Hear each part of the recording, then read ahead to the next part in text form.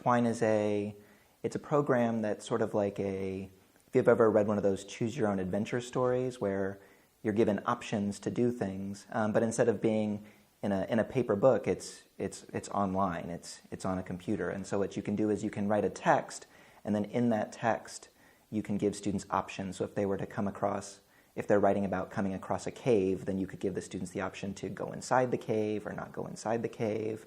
So it works like that. You can also, inside any particular text, you can put links to other text, to other places. And so if you mention a grandmother in a text, you could have a link to another part of the text that maybe gives more information about the grandmother or takes you on a new storyline with the grandmother. So that's how Twine works, is that it's a way to have text that has links inside it that go to other parts of a story, or you can use it to make stories that branch and diverge and loop around.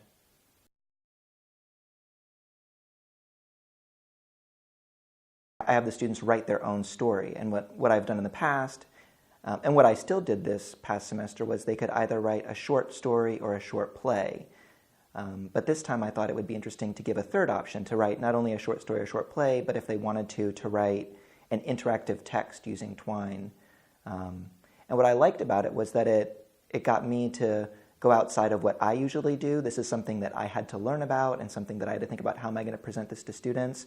And then in the classroom I was transparent about this. I couldn't help but to be transparent. I told the students that this is something I'm interested in, this is something that I want to try, and you're going to try it along with me. And I told them I'm not going to be surprised if you start lapping me in terms of your own knowledge and use of this.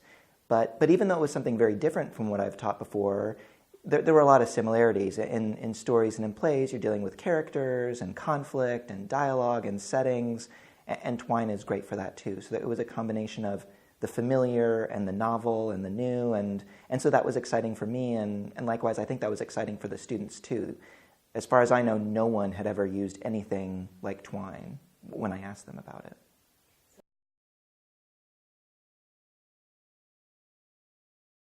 I set it up so that everyone brought their computers to class, and for a class period we all experimented with it and tried it out. And in that space I showed them some of what I had figured out or what I thought would be useful, but I also let them know that there are YouTube videos that if you want to get online and check other things out, you can figure out things that we're not going to cover. And so some of these students who are working on their Twine texts, what I liked was that they were so excited and they were enjoying it so much that they were going on YouTube, or they were using some of Twine's own materials to figure out things on their own. So I like that. And then the other thing that was surprising to me was that there was a minimum the students had to write at least 1,600 words, so it didn't matter what they chose, whether it was Twine or a short story or short play, they had to write at least 1,600 words. And what I noticed was that the people who did Twine, they had no trouble writing more. I know in some other classes, sometimes teachers will say, write 1,600 words and don't go over that, that's your limit. But for me personally, especially teaching introductory writing classes, it's not a problem with me if students write more.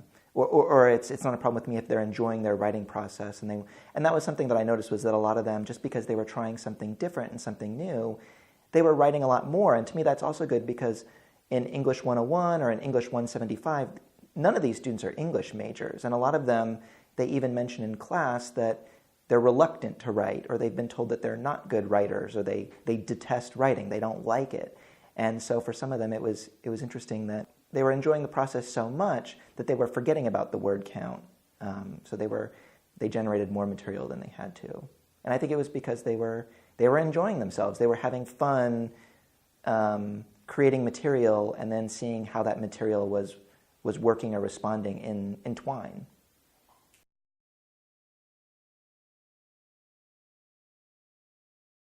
I don't really want to see myself just as the quote-unquote sage on the stage. I think it is important to also let students be in the role of instructor and leader and teacher, and for me to show them that I am really happy and willing to be in the role of student, that I'm there to learn just as they are.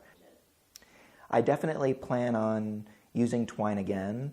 I think they were learning a lot all at once. They were contending with how Twine works and how it's different from everything else that they've used. And I think the projects could have been better if I gave them more time to plan it out, or to just alternate between using Twine and not using Twine, using Twine and not using Twine. I think that's a good approach to using any new technology, is to let people immerse themselves, but also to get them away from it for a second, to regroup and to reflect and to think about, why am I using this in the first place? What's the function of it?